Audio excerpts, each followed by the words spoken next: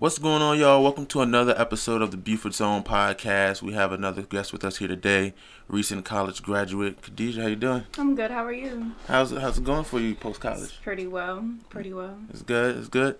So talk to me. What was the process like with you going to college? We'll start with that. When you first started to go. The process. Well, I'm a first generation, going to college, I didn't really have as much guidance as most people. Mm-hmm. My mom never really went to college. And so it was kind of, difficult trying to figure things out on my own.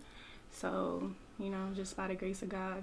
And I feel you in in that aspect, because it's the same thing with me. Granted, you know what I'm saying, you completed your not you going for more, but you went and got your degree. But my generation was pretty much the same thing. It was most of us, I think, we had a bet with our uncle. The first person to graduate high school was the thing. They told us that to our generation, and most of us completed that. As far as my family down here in Beaufort, my cousin was the first, and then I was the second, and then back home, mostly where I'm from, some of my cousins graduated high school there, and some of us went to college and stuff. So there's very few of us. So I feel you in that aspect. When you started the process of going to college, were there any other colleges that you were interested in? I knew that I wanted to go to South Carolina State University From the get go. So what was it like? What attracted you to South Carolina State? Honestly, the band. The band? Marching 101. I believe you on that. SC State, a good band. Is a lit campus. Y'all have the parties and stuff. A lot of people that don't even go to SC State, you know what I'm saying, go to SC State to party.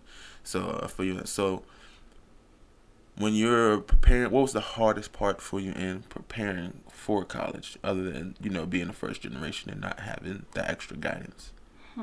Hardest thing, I guess I'm a homebody. Right. I love my family, love my little sisters, my mom. So leaving them kind of was like the hardest part. And how long did it take to, maybe I would say, overcome or set in? Like when you first got to college, you're setting up your dorm, and now it's official. Your family leaves you, and you're in that dorm. When did it set in, that homesickness kind of? Honestly, like after they left, I didn't really get homesick until probably like around time. It was time for me to come home, like around right before Thanksgiving. Right. That's when I was like, and I guess it's because I knew that I was gonna be able to come home soon. So it was just like, I guess I was more anxious than anything. Okay, so when you were there, you mostly came home on just holidays. Just holidays and breaks. Okay, because I know some people that if their family was close, they were home like every weekend. They didn't want to be in the dorm. They wanted to be around their family. Kind of wasn't really able to because I was in a band. We had band practice 24/7. So I feel you. So all right, so now you're in college. You're doing it. What was the toughest part of college? Maybe an experience or a class, or what I'm saying. Was there ever a moment where because you're going to school for right now? Yeah. I'm not in school right now. Well, I mean, when you went to college, your degree is criminal justice, correct? Yeah. All right. So was there ever a point in time where you were going towards your degree where you ever thought that, maybe it was a little bit too tough or anything, even though you might have been driven to do it? Was there a point where you were like, this is a lot? Yeah. It was one of my courses. It was a criminology course. Mm-hmm. It's really difficult. What was the most difficult part about that class? Just the work, honestly. It was just, the course itself was just, it was too much. Like, the teacher, she was an awesome teacher, but right. I just needed to study. Was it the papers, or was it just the class? The papers, it was just everything, the material. What was the longest paper you think you read? The longest paper that I've actually written was about 30 pages. Oh man, yeah, you got me beat. I ain't never ran no papers that long. That's dead. That's probably why that's dead. 30 pages. That's deep right 30 there. Pages. 30 pages on what? Well, it was a field experience paper.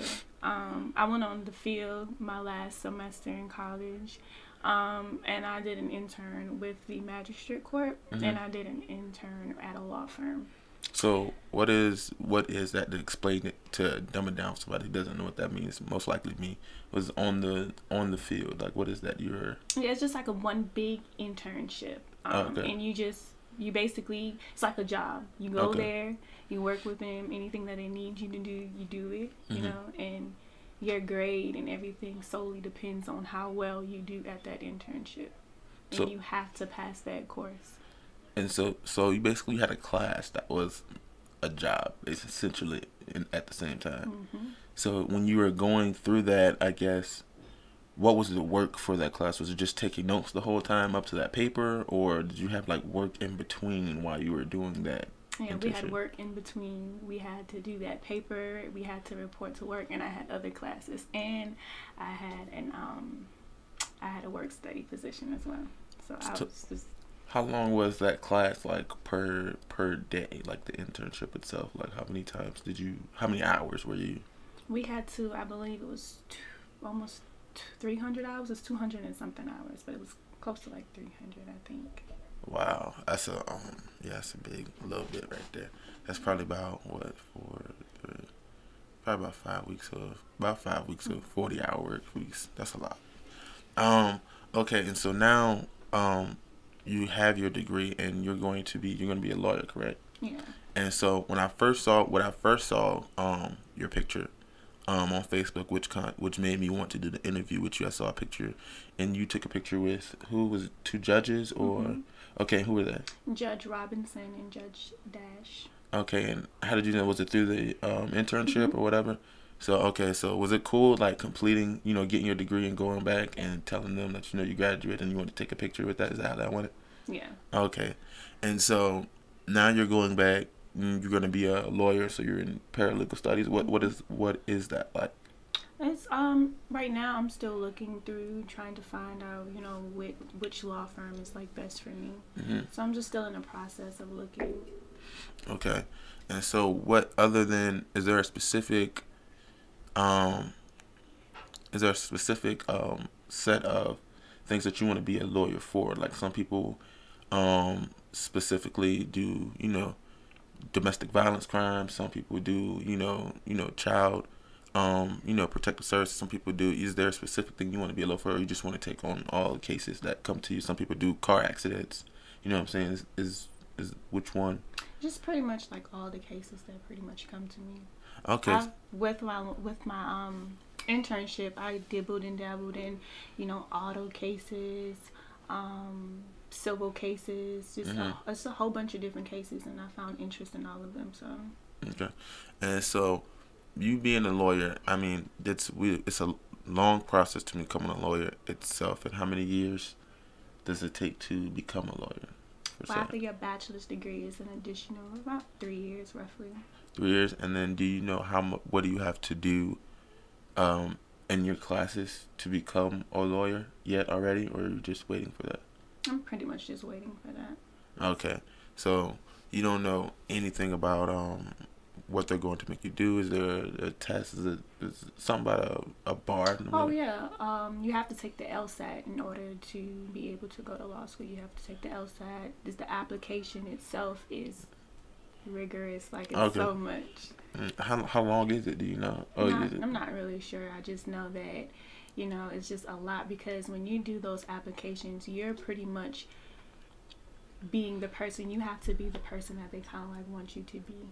Okay. Like you're kind of designing yourself. Yeah. Right. And that's with most interviews with jobs, you kind of have to not 100% be yourself. You have to be what you think they want you to be in order to get that job. And that's with anything, unless you become a famous celebrity for something. It's like the only time you can be yourself. And then if you get a sponsor or something, they still, they still want you to cut out certain activities, unless you're just that, calm of a person. They don't have to worry about putting that in your contract.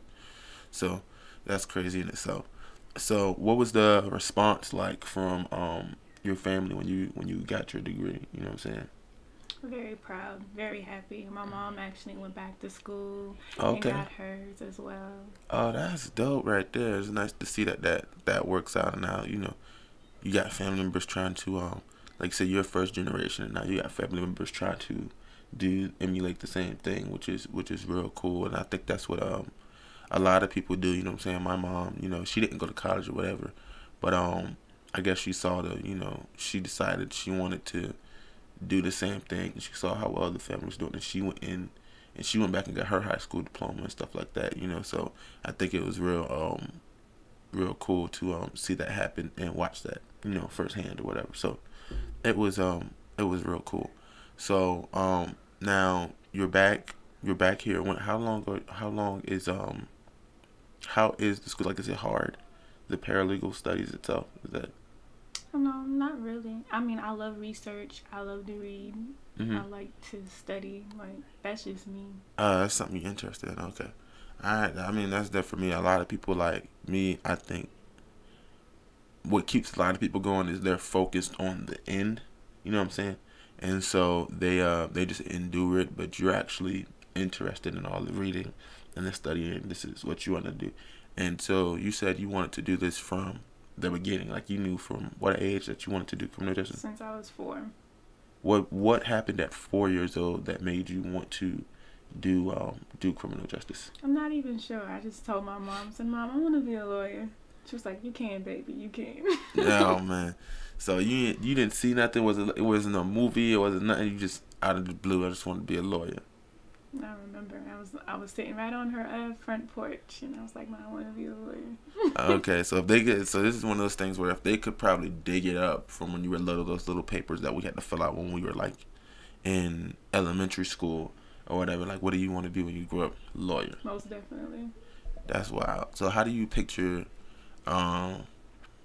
your future as a lawyer? Like, do you want to just your own building? Do you want like this nice corner office? What is it specifically do you see in your future as a lawyer? Well, my dream is to own my own law firm. Okay. All right. Do you want it to be based here or wherever, somewhere maybe where the best maybe the best opportunity for you to be a lawyer is? Probably wherever I decide to move. Okay. All right. That's cool. That's what's up. All right. So, and I just want to let you know that the reason why you're here is because being a college graduate to me is a success in itself. And I think what people don't realize, and some people might feel like, hey, she just graduated college or whatever. There's people doing that everywhere. And that's not a good enough reason to be on. But the thing about being a college graduate is that, for one, the number's a lot smaller from where we're at in Beaufort, South Carolina. And the thing about it is, if you look at the numbers, even just from walking into high school, 9th grade year, to graduating high school, the numbers drop off a lot. And you don't even notice it until you look at your graduating class and find out how many people were in 9th grade with you. You know what I'm saying? So that's one step. And a lot of people don't even go to college. You know what I'm saying? It's like, they're celebrating a lot of, at the end of the year, I tell you about during graduation, all the scholarships you got, how many people are going to college, but you realize there's a big group of people who don't go to college with you anyway. And then you have to graduate college. You know what I'm saying? You go head full of steam into the world, a lot of things happen, and life takes over. You're in college, you're not getting paid, you don't have any money, you know what I'm saying, unless your family has money to send you money, or you have to struggle and go to college full-time and work a part-time job and stuff like that. And so anybody, to me, graduating college is a step itself because the percentages get way smaller. You know what I'm saying? So, and that's the main reason why I decided to have you on here today, and I want to get a lot more college graduates on to talk and explain their story and their experience, and even if it's something that a lot of people who may watch might not think it's important, you know what I'm saying, to understand that I just want to spread the positivity in Beaufort, period. You know what I'm saying? There's a lot of negativity, whether it be, personal or just for no reason, and I just want to keep the positive juices flowing and have everybody that's doing something positive, have them on here. And even college graduates, it's just it's an accomplishment in itself, and I want to encourage people to keep going, even if it's a small accomplishment or a big accomplishment. I want to share that with everybody in Beaufort County, which is the reason why I decided to have you on here today. You know what I'm saying? So I just want to tell you, congratulations, and I wish you success in your future, and hopefully one day you could come back here and you can have your own law firm, and we could talk about that as well. Okay. All right, y'all. It's Beaufort's own. It's Khadijah. It's Javon. All right.